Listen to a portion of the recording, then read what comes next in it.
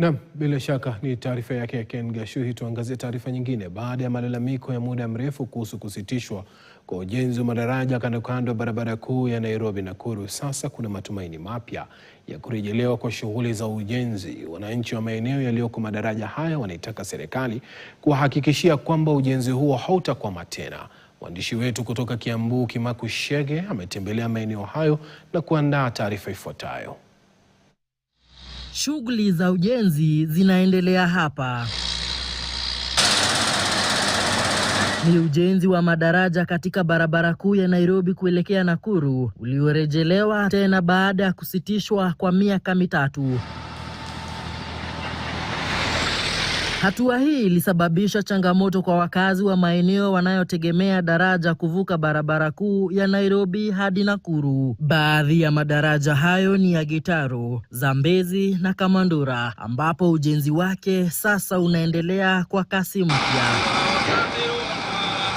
Ujenzi huu umewapa wakazi matumaini mapya. Walikuwa wanalazimika kutumia vichochoro visivyo salama kuvuka barabara hiyo. Tunaona maendeleo, yani tukisafiri ilikuwa kadem, maji ilikuwa inakuja inasimama pale. So kusafirisha mizigo zetu inakuwa issue. So lakini tumefurahi sana. Dhamanda zinakuja hivi, unaenda kuchukua laini hapo Kiaba. Ndio sasa uchukue highway uteremke ukienda Tao. Gari nyingi sana zimetashaka hapa, zinakuja zinaingia, haiwezi toka sababu gari zingine ni fupi, zinaingia maji ndani. Hapa cases tumesikia mingi sana. Tumesikia cases mingi sana za watu kupigwa, watu kuporwa, na unaona hii economy ya round hii. Let's say umekuwa na 200 yako. Wewe unapelekea watoto chakula, alafu unakuta hakuna kitu unapeleka nyumbani. Kwa sababu ya nini?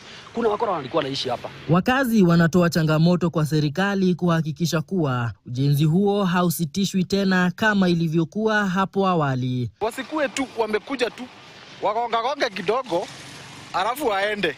So tunaomba serikali imalizie hii kazi ndio kila mtu aweze kufaidika. Kukamilika kwa ujenzi wa madaraja hayo kunatarajiwa kusaidia maelfu ya wakazi haswa katika maeneo bunge ya Kikuyu na Limuru. Ujenzi huo unatarajiwa kukamilika kabla ya mwisho wa mwaka huu. Kando ya kuimarisha biashara katika maeneo haya, kukamilika kwa ukarabati huu kunatarajiwa kupunguza msongamano wa magari katika barabara hizi na vile kuleta mwamko mpya katika mitaa hii. Kimaku Chege, KTN, kaunti ya Kiambu. Shukran sana Kimaku Chege. Tuangazie masuala ya ufisadi. Sekta ya afya